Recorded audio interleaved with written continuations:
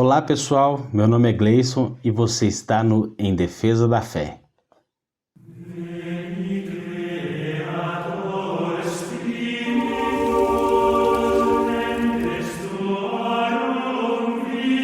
Meus queridos, salve Maria Santíssima! Ainda para mostrar para você como nasceu a Teologia da Libertação, hoje falaremos sobre um importante evento ocorrido no Concílio Vaticano II. Após vermos o Vaticano fazer um acordo com a Igreja Ortodoxa Russa para que fosse viabilizado o envio de observadores orientais para o concílio, onde ficou estabelecido que o comunismo não seria formalmente condenado, mesmo havendo o pedido de 1/3 dos bispos do mundo todo, nesse sentido.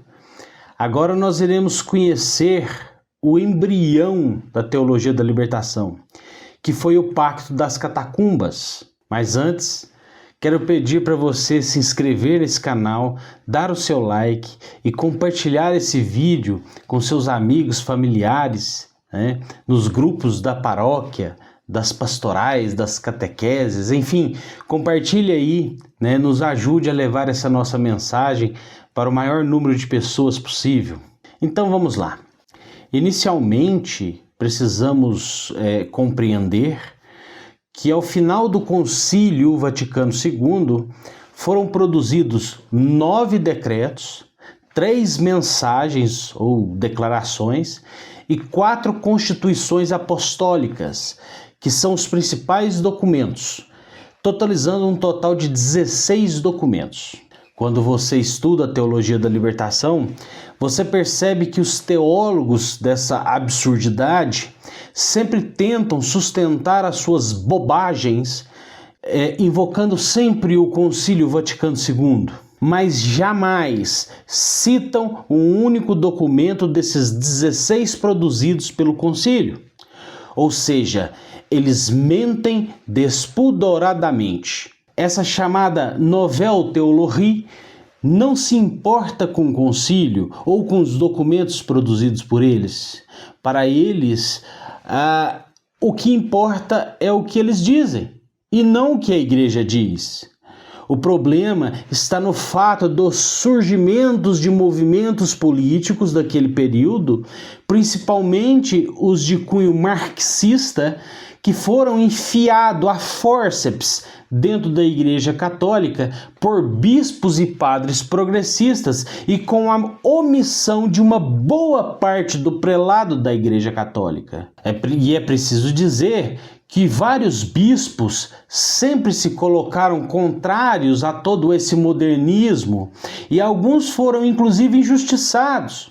Mas as vozes dos representantes desse progressismo, desse modernismo, foram mais barulhentas e agradavam o mundo moderno, enquanto as vozes dos bispos tradicionalistas e defensores da teologia de sempre defendiam a verdade que não é agradável ao sentimentalismo que tomou conta de uma grande parte dessa sociedade fraca e vitimista.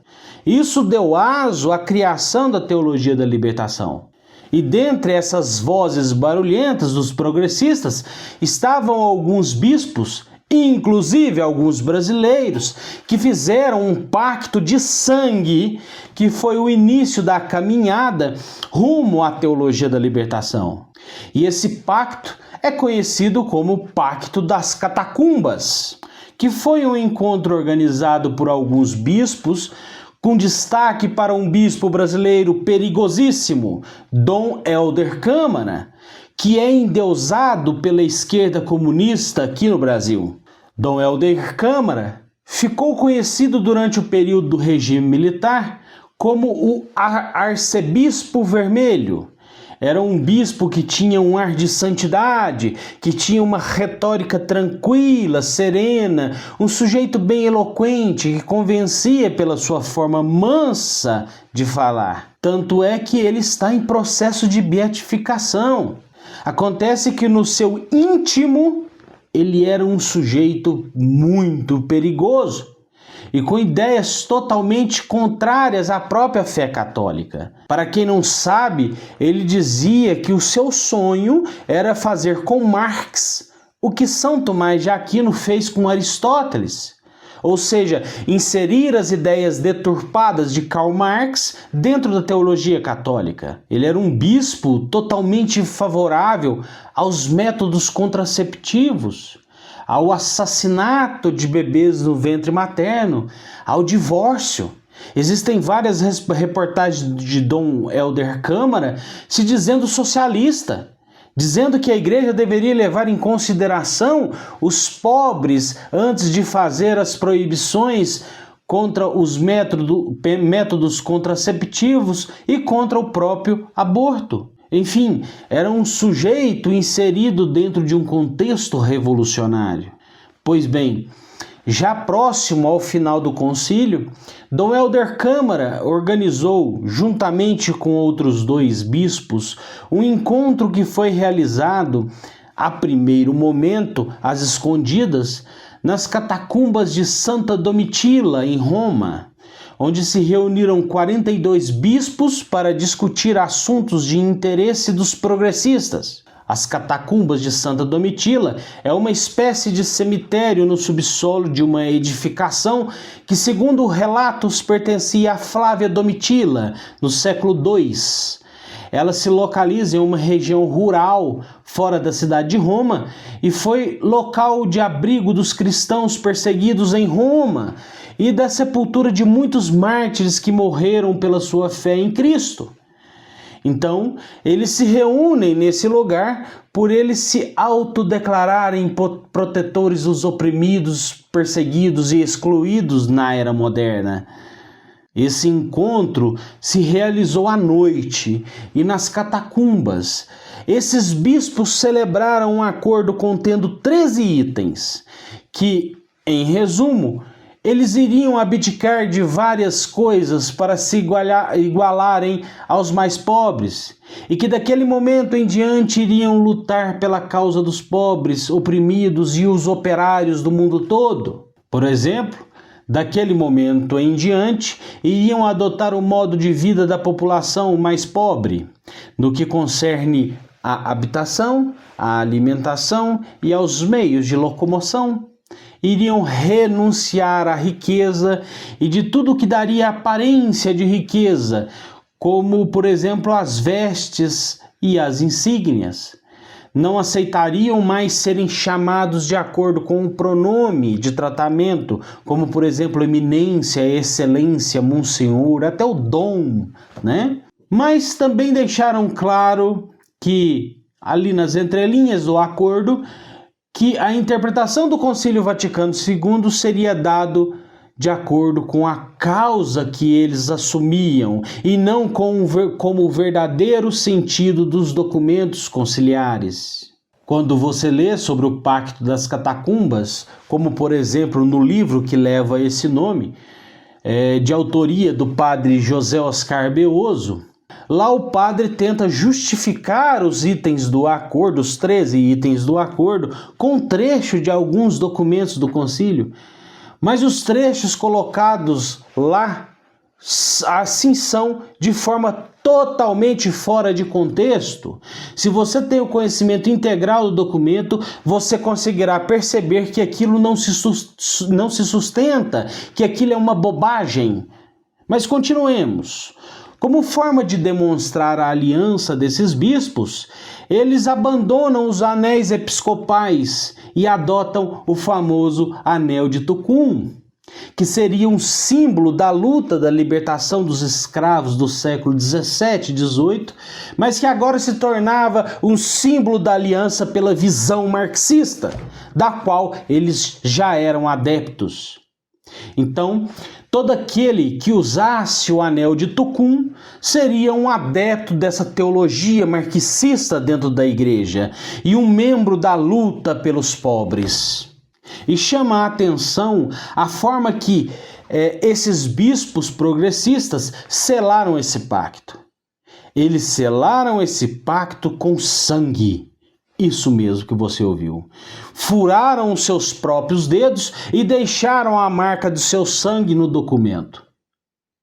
E esse ato foi repetido agora, há pouco tempo, no dia 20 de outubro de 2019, né? Olha aí as fotos sobre esse evento, onde eles reafirmam o Pacto das Catacumbas, mas agora pela Casa Comum, agora em prol da defesa da Amazônia e dos povos indígenas. É uma bobagem sem tamanho. Mas em 2019, eles fizeram às claras a presença de público de vários outros padres, de bispos. Celebraram uma missa. E quem celebrou essa missa foi Dom Cláudio Umes. Enfim, fizeram às claras e com a presença da imprensa, da cobertura do Vaticano. Mas onde está o problema do Pacto das Catacumbas ocorrido em 1965? Se tivesse ficado nos 42 bispos que lá estavam, o problema seria menor, mas o fato é que até o encerramento do Concílio Vaticano II, eles já haviam conseguido o apoio de 500 bispos, ou seja, 1/6 de todos os bispos que participavam do concílio. Mas aí eu chamo você à reflexão. O arcebispo Dom Orlando Brandes, que é um notório adepto da teologia da libertação, que é arcebispo de Aparecida, uma arquidiocese que tem sob o seu guarda-chuva 19 paróquias e com mais ou menos 120 mil fiéis. Além disso, está na sua administração o maior santuário mariano do mundo e o segundo maior templo católico do mundo, só perdendo para a Basílica de São Pedro, no Vaticano. Só para vocês terem uma ideia, mais de 12 milhões de pessoas passam pelo santuário todos os anos. Então, não podemos negar que um arcebispo pode influenciar um monte de gente. Veja o poder que um único bispo tem. Imagine que esse bispo consiga influenciar 10% de todo esse povo que passa pelo santuário. Nós estamos falando de mais de 1.200.000 pessoas influenciadas. É gente demais, meus queridos. E além disso, o bispo tem o poder sobre a sua diocese inteira. Ele manda nos seminários, contrata e demite professores, pode colocar e retirar matérias dos seminários, pode mandar os bons padres para as pequeníssimas paróquias e os padres da teologia da libertação para as grandes paróquias.